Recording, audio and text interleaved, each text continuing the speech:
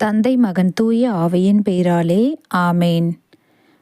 இயேசு கிறிஸ்துவுக்குள் பிரியமான சகோதர சகோதரிகளே, நாம் எதற்காக ஜெபம் செய்ய வேண்டும், ஏன் ஜெபம் என்பது என்ன என்று பல கேள்விகள் நமக்குள் எழலாம். ஆம் அன்புக்குரியவர்களே, ஜெபம் என்பது கடவுளோடு உரையாடுவது.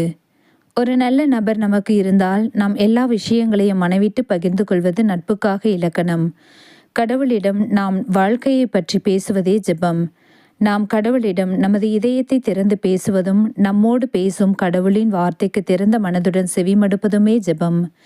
எதை பற்றியும் கவலைப்பட வேண்டாம்.